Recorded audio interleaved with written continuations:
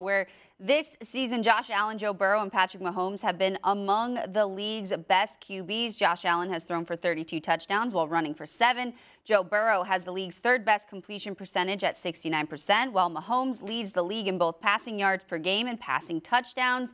All right, Mad Dog, has Mahomes, Allen, or Burrow been the most impressive this season? Well, I know Hill left, so you could say Mahomes, but I'm going to say Burrow only because I wasn't sure.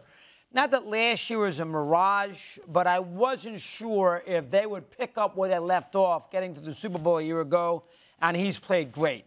So because I have so much confidence, you knew Allen had a big year. Mahomes is so good. I thought he'd recover without Hill. I wasn't sure about Burrow, so there's an element of surprise for me. And, I don't know, Zach Taylor, Andy Reid's good. Zach Taylor, and there's a little element of surprise. So the fact, and he's in a tough division, a lot of rivalries in that division. So from that standpoint, I think Burrow, to me, has been the biggest surprise in how well he's played for that team that has a chance to be the #1 seed in the AFC. I agree with you, Mad Dog, and I bought some props today. Oh, you did? Oh, boy. Oh, boy. I bought some grapefruits because for me, it's Joe Burrow because that's how he walks around. Because he's not worried about no Patrick Mahomes. He's not worried about no Tom Brady. Oh, he's not worried about no Herbert. He's not worried about any other quarterback or any coach out there in the National Football League. 3-0 versus Patrick Mahomes. A big game this year versus the Kansas City Chiefs as well. Has a big one coming up on Monday Night Football that I'm expecting them to win. Right now, I have the Cincinnati Bengals as the best team in the AFC. I do. Because you look at their defense and Lou Amaretto and what he's been able to do. You look at that offense and the weapons and that offensive line being able to gel. But they started the season 0-2, right? They gave up 13 sacks in 2 games. They found a way. And a lot of people wrote them off at that time. They found a way. I love Joe Burrow, second in passing yards right now, only behind Mahomes. I understand that. But that head-to-head matchup against those 2 guys, I understand. Plus, when you look at Patrick Mahomes, he lost Hill, but Hill wasn't his #1. Travis Kelce has always been Patrick Mahomes' #1, so he still has that intact. Yeah, but Tyreek Hill is the most explosive player in the National Football League. He's second in receiving yards for a reason. And this guy walked out of the door, and Pat Mahomes still leads the league in passing yards. He still leads the league in overall QBR. He's accounted for 41 touchdowns. No other quarterback has accounted for 40-plus touchdowns for their team.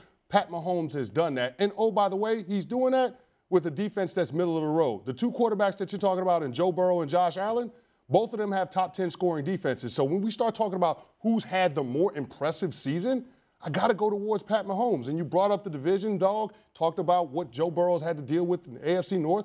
Coming into this season, we said that this could be the best division of all time in the AFC West. And it's been a runaway for the Kansas City Chiefs. And the only reason it's been that way is because of Pat Mahomes. There is a Michael Jordan-esque quality that Pat Mahomes plays the game of football with. He is by far and away the best player in the National Football League. It ain't close. Look at what he's doing. Look at where his team is, still in contention for the #1 seed in the conference, and then look at the supporting cast around him. He is a force multiplier unlike any other in the National Football League. That's why he's had, to me, the more impressive season when we're talking about those 3 quarterbacks. Doggy, all those things are true until he goes up against Joe Burrow. He's 0-2 against the 2 quarterbacks this year. Until he goes up against Joe Burrow, who doesn't care who's across from him on that football field.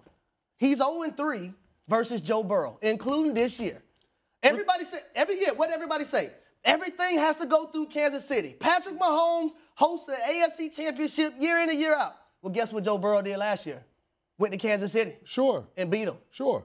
He beat them. No, I'm acknowledging that, but we're saying that who's had the more impressive season. Both of you guys talked about the defenses that the Bills are bringing to the party, that the Bengals are bringing to the party. That's Steve Spagnuolo's fault. That is not the Chiefs. That's the defensive coordinator putting them in bad positions. Okay, that's the coordinator. I hear what you're saying, but Pat Mahomes has to overcome that.